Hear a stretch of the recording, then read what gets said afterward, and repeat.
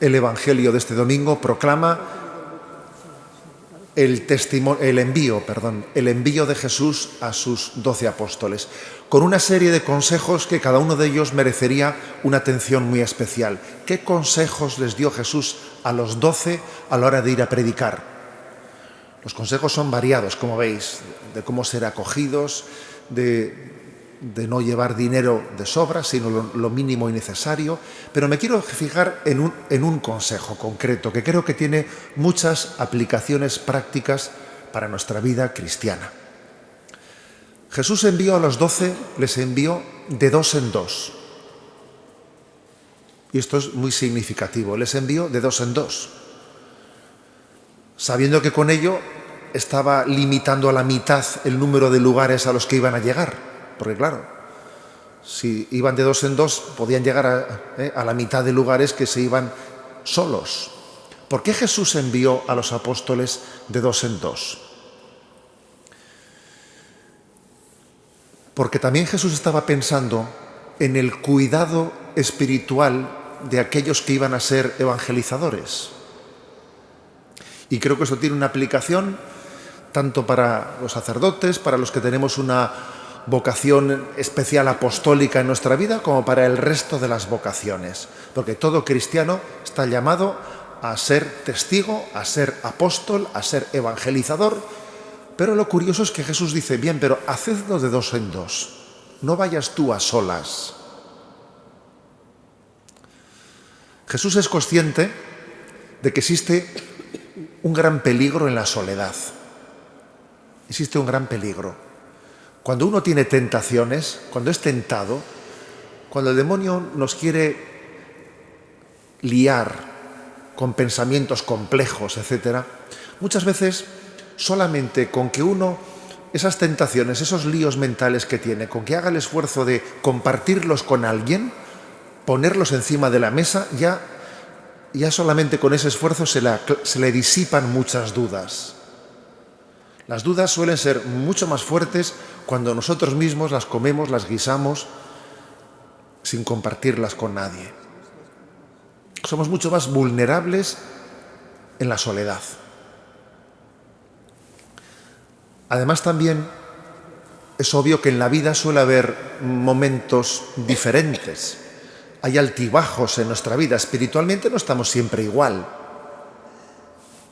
Si me permitís compartir una anécdota, recuerdo ya hace bastantes años haber hecho el Camino de Santiago de Compostela con un grupo de, creo que éramos 8 o 9 jóvenes de Zumárraga. Lo hicimos desde Roncesvalles hasta Santiago de Compostela, fue un camino largo. Y luego hacíamos nuestra pequeña evaluación, ¿no?, de cómo había sido.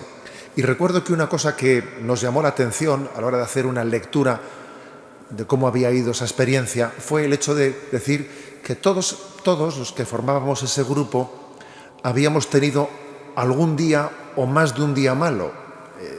Me refiero a un día en el que uno le abandona las fuerzas y se viene abajo y necesita tener a alguien al lado suyo que coja su mochila y que cargue prácticamente con la debilidad suya.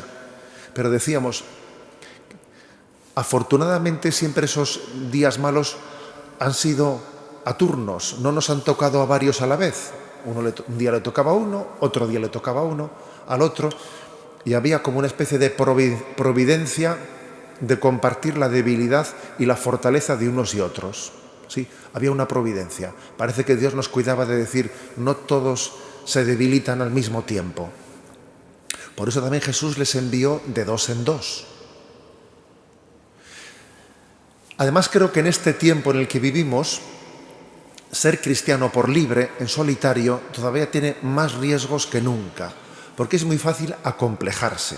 Si uno no tiene alguien con quien contrastar las cosas, con quien compartir sus ideales, de respirar a gusto con alguien que vive los mismos valores cristianos que él, si vive demasiado en solitario su fe, fácilmente se puede acomplejar.